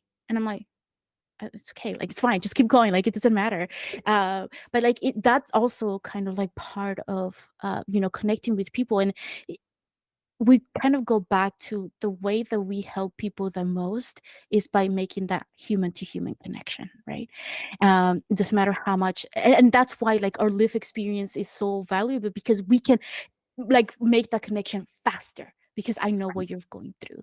And I think sometimes we forget that because we want to use all these fancy things that we learn in school or like these new things that are coming out, especially if we work with different cultures or people who come from very financially difficult situations. Being super professional about something or wearing your best clothes to work might not necessarily be the best treatment that they might need, right? Yeah. If you're working with again in a different location where everybody has more of a financial means, then maybe like you might be able to wear that and it's sort of expected. But I think it's kind of part of the um it's the what's the word, the stigma and the stereotypes that we have, right? Depending on who you're talking about or which community you're talking about, the stereotype might be a little bit different, or the things that they expect out of us in whatever helping profession we're in, it's a little bit different. Dr. Yeah. Naz, you wanted to say something? Wait, hold on. Yeah, Sorry. this will be really quick. It's centered again. Once again, the key word is whiteness. You are setting a hierarchy, is what Dr. Sarah said earlier. Is they're up here with their clothes and profession. I will always be up here. You will never reach up here. I am the one. I am the God. You will listen and learn from me. When you start wearing a certain clothes and you come from that community, now they can be like, oh shit. So I can not only be damaged, we're all damaged, but I can be damaged and also learn from you and heal from you. But also maybe I can achieve and be as healthy as you. And so there's a difference in meeting where people where they're at. Not all people are going to want that. I have some folks that are like, ugh, I don't know about Nas. But I also coach which very well to meet people where they're at. Right. Again, the hierarchy is not a good thing. And I think you must understand, I keep calling you by Dr. Elizabeth, or I always use first names.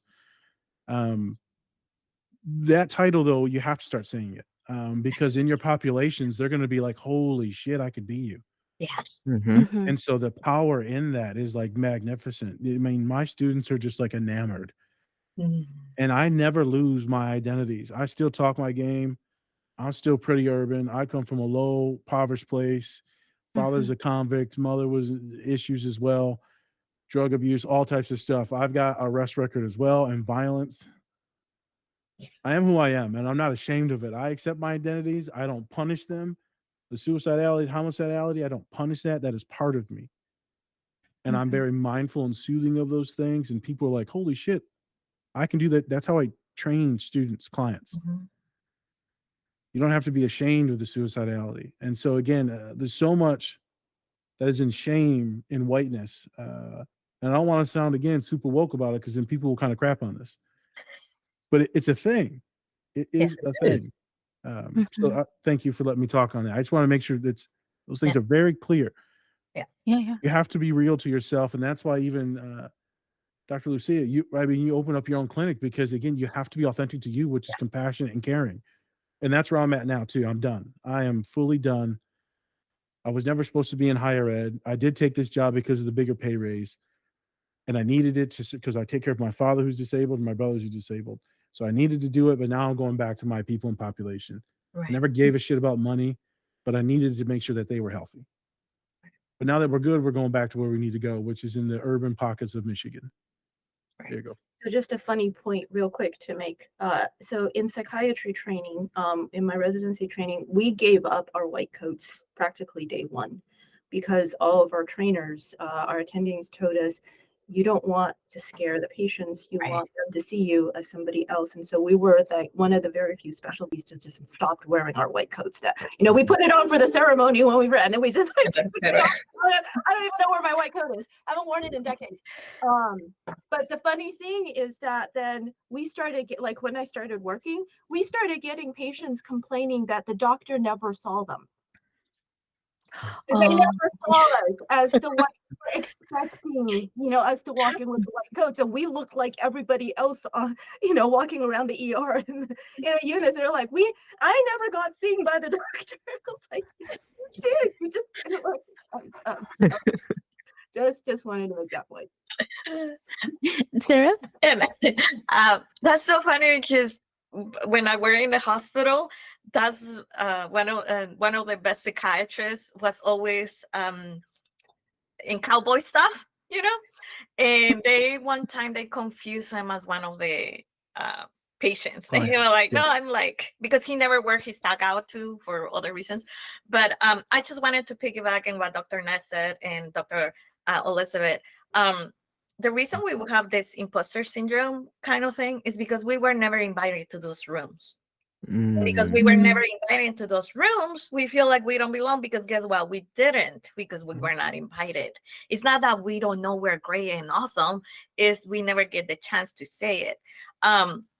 One of the reasons why I call you doctor, not only because you earn it, but also because once upon a time, 14 years ago, when I was an immigrant, homeless, and just, refugee, didn't know better, I met somebody that told me, you will become a doctor. And I'm like, what is that? Because I dared to call her by her first name without saying the doctor before. It was a beautiful, I call her my college mom, Afro-American powerhouse woman that was ignoring me. I didn't know she was the dean of the College of Science. And because of her, my whole life changed in the whole sense of like all the opportunities that I saw I can get. And she was the one that taught me, because we're taught be humble, don't say all your titles. She was like, oh, no. You're going to say all the titles, all the things, and all. In fact, in my clinic, I don't have my titles up. What I have is publications of me in, in the magazines and in papers and stuff like that. Not to toot my own horn, but then people is like, wait, you were with the president X, Y, and Z? I'm like, yeah. And then we get a talk. Or like, you cosplay? And I'm like, yeah. So if that's not your cup of tea, and I'm with Dr. Ness. I meet people where they are, and I tell them, look, sometimes I'm gonna do F-bombs because English is one of my languages, and the F-bomb doesn't mean the same to me. But if you say in Spanish, I'm gonna freak out. So we always say that kind of stuff because it's my culture, right? And what I'm trying to say with this is owning our differences is great, but we need to honor what we have accomplished, because there is one little you out there that needs to know that you can make it. I have so many neurodivergent students that come to me and say, wait, you're severely dyslexic? How do you make a dissertation? I'm like, well, it took a while, right? It took a while, and I took those resources. Oh, how are you a professor? How you go and do these conventions and how you talk and da da da. Because we paved the way of that oppression that was about the masculinity and whiteness that Dr. Ness was saying.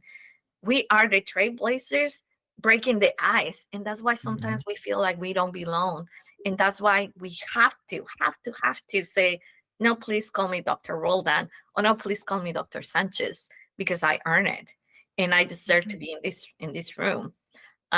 Just to make the story short, one time I was receiving an award and I was all dressed in white and black in neuroscience and homeless care kind of thing. And one person asked me for bringing more bread. Oh shit! Wow. Right. But the funny thing was like, oh, sure. Being me, right?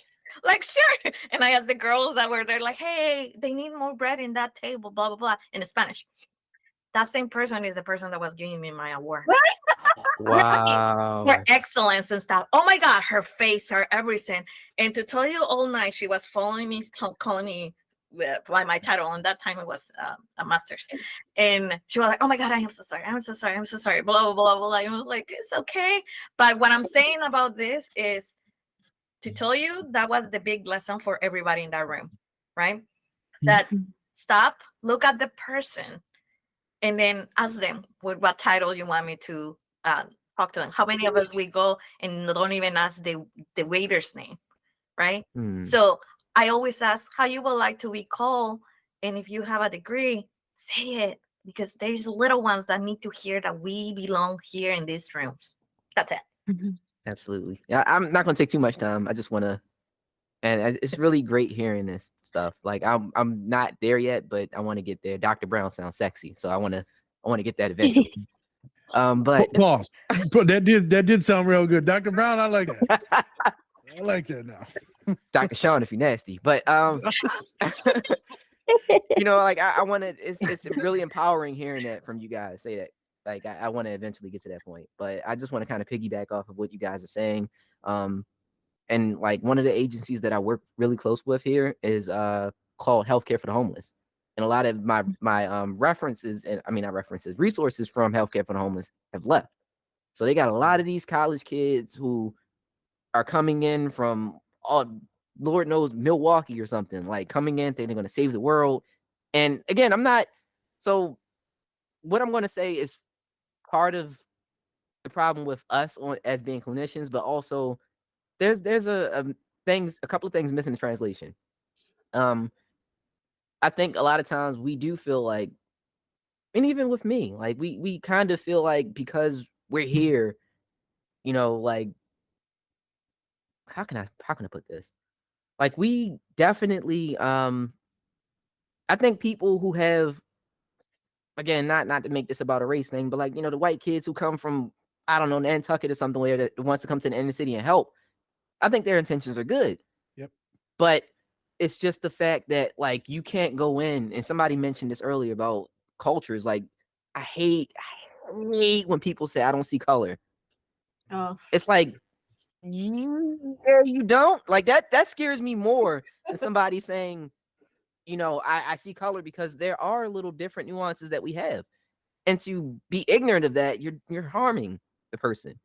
So on that end, I think that like we definitely, it's important. Representation is very, very important. Like people do need to know that. Case in point, like I'm the first male in my family to do any of this stuff. Like I'm the first to ever go and complete college. So, and I'm not stopping just yet, but like I'm the first. We don't really, we're unicorns. Like there aren't many males. This is like a woman dominated field. there aren't really many males who look like me that do this kind of stuff. Nope. So, representation is very, very important. But also, like, just kind of being yourself. I think that's my biggest asset. Like, even though I was born and raised here in Baltimore City, I was pretty sheltered. So, like, I know stuff secondhand through my family. There's nothing that anybody's going to tell me because my family crazy as hell. There's nothing that anybody's going to tell me that's going to make my eyes like bug out or anything like that because my family's crazy. But at the same time, I don't know. I'm never going to come in there and be like, yeah, I read this out of a book. I know exactly where you're coming from. I don't. Yeah. So I want you to, let me know, level with me. Let me know where you're coming from. Tell me how you're feeling. Tell me where you're coming from with different things and stuff like that, because that is a big barrier. If somebody comes in and they're like, just some tightwad or something like that, I don't want to deal with that person. Like, no, I'm not going to talk to that person. Being yourself. I remember, like, that is my biggest, laughter is my biggest asset. I remember coming in one day, when I was working in methadone maintenance. Oh my God, I do not miss that. Getting up at 5 a.m. Well, I had to be at work by 5 a.m. I don't know how I did it, but I would hear some of my clients and stuff yelling down the hallway and everything because some of them had to do an observed, again, that masculinity. They had to do an observed urine. Yep. And they're like, I'm not going out. That's gay. I'm not going in there with another man and all this other stuff. And I would come down the hallway just joking, being my goof. Maybe it's inappropriate. I don't know. We're not going to talk about that right now. Okay. But I would come. I'm like, man, he's just waiting for me to come down the hallway so we can play swords together. Like I would say goofy shit like that. Yep. And he would be like, oh, Shawn, you're crazy. And I would get the urine. Yep. Like, it's just that, like, people need to see that humanistic side of you and to know that, like, you're not some stuffy tightwad that just read something out of a book. But I will say this, though, for the audience out there watching, yeah, you definitely should find somebody that you identify with. But at the same time, sometimes gifts and presents and blessings and stuff like that don't necessarily come in a box that you would like it to come in. Also true. A lot of people look at me and they're like, man, what the hell are you going to, like, you look like you're 12. What are you going to tell me about drugs? And I had somebody like one time ask me like, hey man, like, have you ever used drugs before? I was like, not a day in my life. I've never smoked a cigarette. I can't help you with that. And the guy was like, well, how are you going to help me with anything? I was like, so if you had a heart attack right now and you're on the operating table and you're like, oh, wait a minute, hold up, wait. You ever have a heart attack before? I don't want you cutting me open unless you had a heart attack. Yeah. Like, that doesn't make sense. And he started laughing again, but like, that's kind of the thing. Like, one of my best friends, he swears by this guy that he goes to, his therapist, a Trump supporting older white dude who's probably like in his 50s or 60s or whatever. He says that guy saved his life because, you look past that, like you got to find that middle area. You got to find that middle area where like you are able to identify, you do want to be comfortable when you seek help. But at the same time, like that, you might miss out on somebody who could really help you because you're being kind of biased about the outward appearance. But again, us practitioners and those in the helping field and stuff like that, we can help get over that barrier by just being ourselves and not being so stuffy and just kind of being authentic. There's a reason why they talk about authenticity and stuff like that in chapters in school all the time. So yeah, I'm shut up really sorry, but it's past noon here and I have to go feed my child. So now. I apologize for stepping out early. This has been a fantastic experience. Thank you so much for inviting me. And it was so good to meet all of you. So Likewise. I have to get my kid. So Well, thank you so much for coming. okay. Bye-bye, everybody. Bye. Nice meeting you. All right. Okay. So I didn't get a chance to ask Dr. Cheng here, but she had to go, and we were just talking about a lot of interesting things, and now I'm thinking, I'm like, maybe I should just do like part 2 or 3 of these panels because we have so much to say. One of the things that pretty much everybody kept saying, like, oh, I don't want to get political, I don't want to do this, but I'm like, but sometimes we have to, because in the field that we work in, there are so many things that come into play for us. So my camera is overheating. Okay. I was wondering what that Yeah. weird blinking thing was. Yeah. So one thing that I wanted to ask everyone was, what would you, if you were to talk to someone who is coming in to take over your job or coming into your field of study or expertise, what would you like recommend? What would be your advice to them? Cocaine. Daily basis, yes. So, complete sarcasm for any folks that are neurodivergent like me and like, what? Mentorship. And remember also, skin folk doesn't always mean kinfolk. So it doesn't always have to be identity based, but find someone that you can connect to, that that can teach you and push you, but also provide you feedback where you can implement it and use it. So just be cautious on who you look up to, but consulting and mentorship is like huge. If you're just going by the seat of your pants, it's going to be really anxiety provoking. You don't know what you're going to do. Maybe you're going to harm the client, but there's a lot of consulting that needs to happen in the early phases. Yeah. And you need to make sure that you find a mentor or a therapist or a colleague or coworker or another intern where you can speak freely about things unfiltered, where you're not going to get a harsh judgment or canceled. Like, you need to be able to talk about things. It doesn't matter what it's based on, race, queerness, whatever it is, trans issues. Maybe you don't know. It's okay not to know. You're a freaking intern. You're like a young first, second year. So you need to ask questions, because if you don't, then you are going to cause harm and damage to your clients. So that's the biggest thing for me is, shut up and listen. You got 2 ears, one mouth. You need to listen. You need to listen to the person that's super, super rich and way up here, and also the poor person.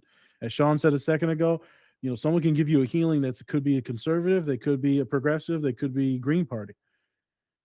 You need to listen to folks, and then you make it into your own practice. By siloing off, then that's all you hear. You stay in that bubble, you die in that bubble. So consulting, to me, is the biggest thing, and listening and learning. It's about the client. It's not about you and your issues. It's about the client. So that's what I would advise. Yeah. Likewise, man. I feel like definitely, I think my biggest thing, I knew once I actually got into this field that I was in the right place, but I'm still I wish to someday be where you guys are, where you have found your niche and like exactly what it is. I found out that like working for a big corporation isn't me.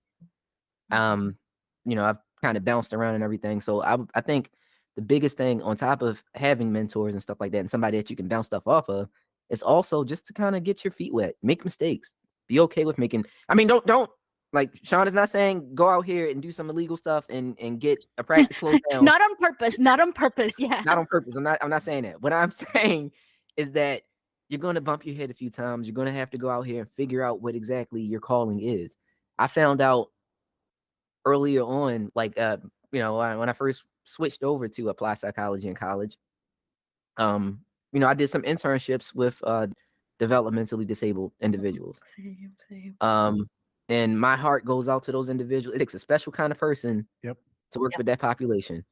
I'm not the person. I was like, oh, I got crackheads and stuff in my family. But I don't know if that was appropriate to say.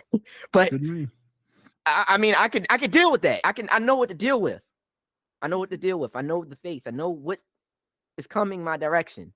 Like I kid about it, but like I'm familiar with that. Like I know that is my population I feel most comfortable with. I feel at home with, because I can relate. Again, I have relatives in my family. I don't feel as though I'm up here, I'm better than someone because I'm not using drugs. I have people that I care about that also are in programs that I work in. Well, not the exact program, but they go to programs that I work in. So I want to give that kind of care to anyone, because, you never know. But ultimately, just go out here, bump your head a few times, figure out exactly where you want to work. I learned a lot with methadone maintenance, but that's not me. I don't feel like I can give 110% of myself when I have a caseload of over 50 people, and I'm only supposed to meet with them once a month for an hour. Right. That's not practical. Mm-hmm. Like who am I helping that way? So that's what I would tell my younger self. Like, you definitely have to learn by bumping your head, but just don't stay in those areas too long. Find out what you like and find out what works for you and be your authentic self. People will open up to you and want to work with you if you are yourself. So, yeah. And for me, it is, if I was saying this for the younger therapists, is become curious of all aspects. What do I mean? kind of like what you guys are saying. I did methadone, I did special ed, I did senior living, I did all the things. And then I start finding, I want to say the niche find me versus I find the niche. But because I was exposed to so many different modalities and so many different folks in mentorships, like I pride myself that I learned from psychoanalysis all the way into the woohoo kind of like washa kind of stuff things now, because that give me the tools to meet the people where they are, my clients where they are. And not only that, it helped me to, I'm passionate about this population and I know what population I cannot work with, A, because they're too close to home, or B, they're very triggering to me, right? But I will never knew that if I didn't work with them, right? Mhm. And another thing that I learned, your population is never the population that you feel sorry for. So I will repeat that loud. The population that you feel sorry for is not your population. The No. population that you feel like you either relate to or you want to heal with you, kind of thing. But Mhm. for example, if you have a population that you're like, poor kind of thing, like we call it toxic mentorship and why not? No, but you have Mhm. that one, like you say, like I love working with these disabled people. I work with people with disabilities, and why not? Granted, when I was in a special ed, I got tired of getting beat up because I'm tiny. Mhm. I'm 4'11", so I'm very tiny, and I got beat up almost every day. But I love the work, but my body couldn't sustain it, right? So No. right, and like in the military though, I my background is like I said, homeland security and everything, so I know all those things, but I never in a million years I will like think they're my people kind of thing. No, not at all. But then I discovered that they have the same kind of mentality that drives a lot of us immigrants, that's the only option that we have, right? So Mhm. if I was a younger clinician, I would say find mentorship that doesn't look like you, that doesn't talk to you, but also find a community that does look like you, that walks like you. That way you Mhm. know the problems that is in there and the system problems. And three, don't be afraid to speak, but know that not everybody is gonna agree. And the most important thing, if you're a client, know that if your therapist hasn't not gone to therapy, that's my red flag, because all of us that are in here, at least once we have been in the system, not because we cannot request that from somebody if we haven't walked through that is vulnerable space, right? But also understanding that, yeah, I got that therapist I didn't vibe with, right? Mhm. And I say it's like speed dating. If I don't buy with the person at least 3 times, 3 different dates or 3 different sessions, it's time to cut it out. It's okay to say Right. no to people that is not healing to you, but you will not know in the first session. There's no way, right? In the first session, anyway, it's just to put the diagnosis. So if you're a person that is trying to find help, know that there's resources, there are free resources there. If you need to use a shaman, a coach, a therapist, just go Mhm. and do it, because little by little you will heal and will go finding the people that you need in your community. Okay, well, we heard a lot from everyone. There's like great advice, and now I'm highly encouraged to continue doing these panels because we can learn from each other. And I hope now, I don't know if anybody like knew each other before we started this panel, but now you do, and now you guys can collaborate, and you guys know like when I love the fact that Dr. Cheng like agreed to be here with us, because we were all like, wait, let me ask you something, because it's not often that we get like someone in her specific profession to like answer our Mhm. questions, in a safe sort of calm environment. So this is fantastic. Thank you so much for joining us today. And I will definitely be collaborating with everyone here once again. So look forward to that later on. If anybody wanted to reach out to you to do a collaboration or a consultation or seek any type of services, where can people find you? Oh, I'm kind of new to all of this. Like, I definitely need to make a LinkedIn account. Booney, if you're watching this, I love you. She's been kind of like pushing me out my comfort zone to do different things and to, um, do different things. Whether it's streaming this, I want to incorporate this stuff more. But I'm like budding with this, so I'm kind of new. But as I get more comfortable with it and create LinkedIn accounts and different things, but for now, my Instagram, I put it over there on the side, and Twitch. Say what they are though. Say what they are for the people that are listening. That would be Yeah, very because important. they see it. Childishness incarnate is what I go by, both Instagram and Twitch. Dr. Sara. I guess I go. Okay. If you want to find me in private practice, please go to my LinkedIn. It's my name, Sara Roldan, and you will see the private practice there. Other than that, I am a podcaster, and so you can find my podcast and all resources for in English and in Spanish at Or Oasis Podcast Community. Again, it's at Or Oasis podcast community. And just plug in the announcement that Dr. Elizabeth and I, we will be also in tags. It's an amazing conference, and I will be also in WonderCon. So if you guys are over there in WonderCon, please come and say hi. And it's a surprise in what panels will be, but that is in the plans too.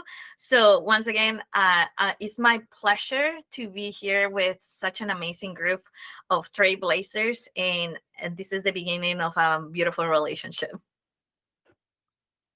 Yes. So everyone's information is going to be in the comments of the YouTube video as well, so you can check them out. Again, I have a LinkedIn, my personal account LinkedIn, which is Nazeer Zerka II.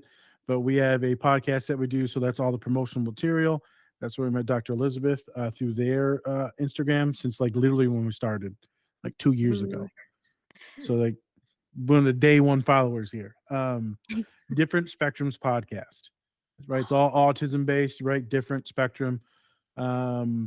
We do movies and clips and scenes, and then we do therapeutic, like therapizing it. And so I'm definitely going to reach out to y'all to be on the pod.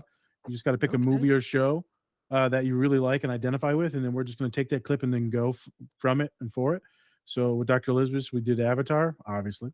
And so that's what we do. So Different Spectrums podcast. We're now going to start streaming as well on Twitch. So I was going to invite both of y'all to do it. We're playing Fortnite, but we're going to do a little bit of therapy talk and just regular talk. We're just going to talk, but it'll be mental health based. So shout out to all of you. It's magnificent talking to y'all. I'm going to get your information. I'm going to plug it into our website and different things like that. And then we're going to reach out to y'all to do collaborations. Thank you. Thanks. Awesome. This is why I love doing this, because then we can all get out together and our like geeking group is like or geekiness group is just expanding. This is amazing. Okay, well, thank you so much for making making it to the end of this video.